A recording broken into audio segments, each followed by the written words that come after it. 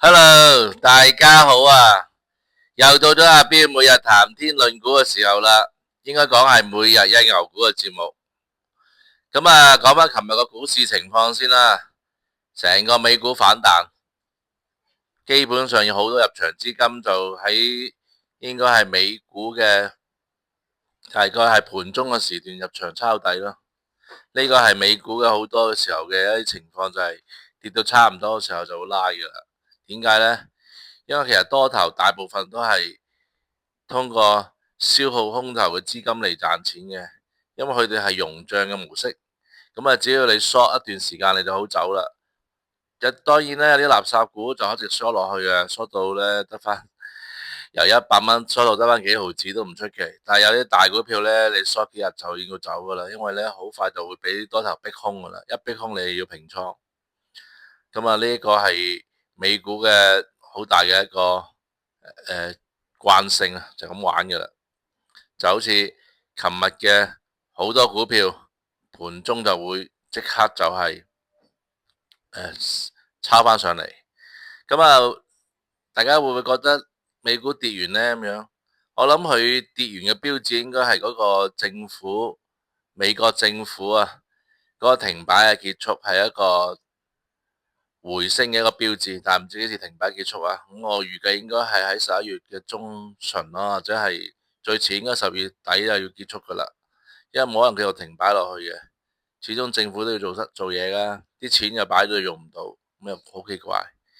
咁啊，等呢幾日咯，呢幾日如果有啲好股票嘅話，如果係做開美股嘅話，其實應該係可以逢低吸納嘅。例如琴日嘅 Nvidia 就升得幾好咯，我覺得。咁啊，講翻琴日啦，琴日咧我推咗一間，每一日會推間公司嘅，就係嗰個 SanDisk，犀利咯。我推嗰陣時207蚊，琴日係升到239蚊嘅，係升咗15%嘅，我都意想不到嘅，升得好誇張，都說明咗我嘅眼光係冇乜問題嘅，也可以講係好彩啦吓。咁啊，其實分享翻之前幾隻股票啦，都可以講翻嘅。我以前推過幾隻股票，例如嗰間港股嘅迪普啦、科技啦，另外嗰間咧就叫赤子城啦，仲有我就 Robust 啦，另外一間叫 BE 啦，同埋呢間叫SanDisk 嘅。咁啊 SanDisk 就好準啦，一講就升啦。咁啊迪普咧，其實呢幾日港股好差，迪普啊跌得好勁噶。咁啊我冇記錯，應該跌咗好多。但係其實我講嗰陣時係冇叫人即刻買嘅，我嗰日叫 DCA 慢慢買。我諗佢應該都係要洗盤噶啦。咁啊洗一段時間再考慮咯。赤子城都喺度跌到10蚊左右，喺度震啦嚇。咁但係琴日隻 Robust 咧跌差唔多啦，就升翻少少啦。咁啊嗰個 BE 咧其實都 OK 嘅，喺度震緊。咁啊，其實股票就係咁噶啦，好少好似我話一講就即中咁啊，再爆升咁，真係股神都唔都要堆封神啦。但係其實就好多時候咧，你講完之後咧，股票就會震盪，或者係突然間會落。所以我建議所有嘅投資策略係，就算好嘅股票都好，你都係要 DCA 嘅。即是你有一筆錢咁，你要 set 個倉位，例如你想買10個股票咁，你每個股票就預10%，呢10%又分大概1個月建倉或者係2個月建倉，咁你咪平均分咯，唔好幾錢你咪買咯，話唔好做孖展，咁你買翻轉頭，再睇翻個綜合成本係會最合理嘅。雖然有時候買貴咗，有時候買平咗，但係最後打落嚟都係一個比較好嘅價錢。呢個係一種我建議最好嘅一種叫買股票嘅方法，而唔係話一鋪 all in 啦，做孖展啦咁樣。咁其實你有個損失機會就好大，同埋你有大機會係會止損嘅。咁啊，至於你話點樣樣買股票，幾時買幾多，點樣樣叫止損，點樣樣止贏，其實呢個係好複雜嘅。咁我就有個星球啦，咁啊都多謝我啲朋友嘅支持啦，已經有8位朋友加入咗啦。咁啊，我希望我繼續累積啲朋友入邊呢，會同我分享啲具體 detail 嘅操作方式，同埋我嘅俾你哋嘅建議啦。咁好似琴日呢，有朋友都問我啦，Tesla 點搞？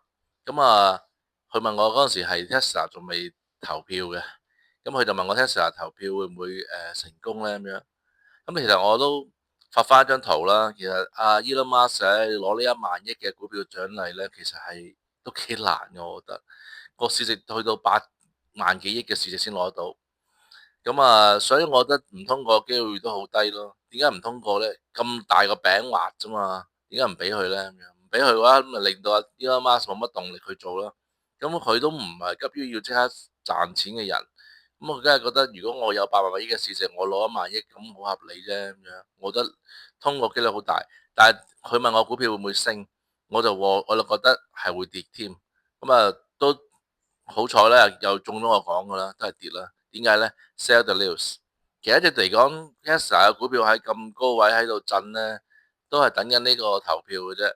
咁如果投票結果咧，唔通過咁就暴跌啦嚇。投票結果通過咗，都係跌嘅，因為其實冇乜特別利好，呢個唔係一個好大嘅利好嚟嘅，呢個只不過係一個內部管理嘅激勵機制嚟嘅啫。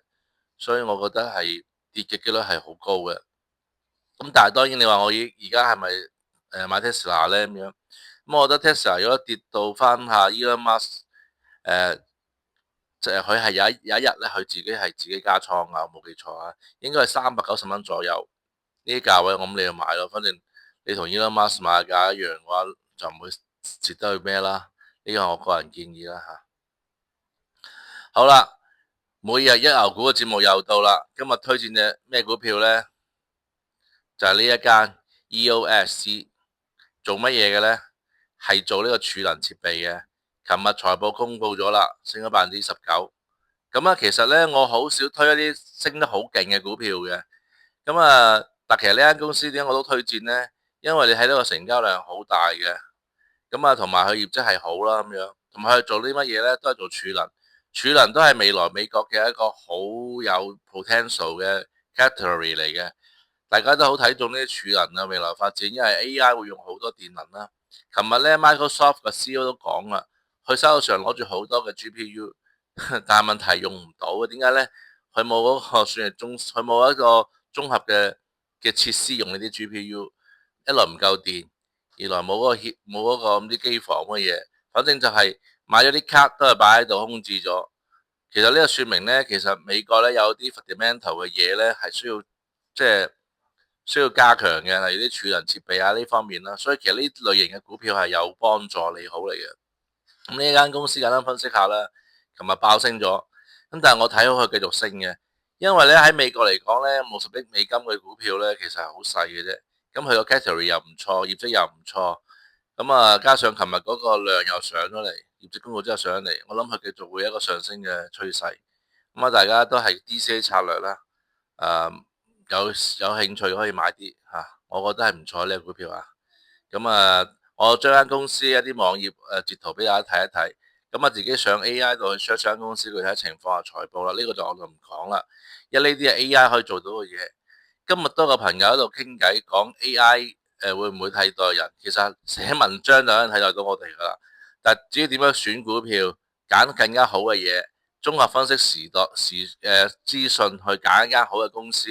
呢樣嘢我諗 AI 未必做到咯，因為好簡單啦，就好似你買啲 AI 股咁，其實有好多股票，例如呢排好紅嗰啲 Oracle 啊、Nvidia 啊、咩台積電啊嗰啲好多股票，AI 如果叫你買 AI 股票咧，佢都將呢一堆嘢推晒出嚟俾你嘅。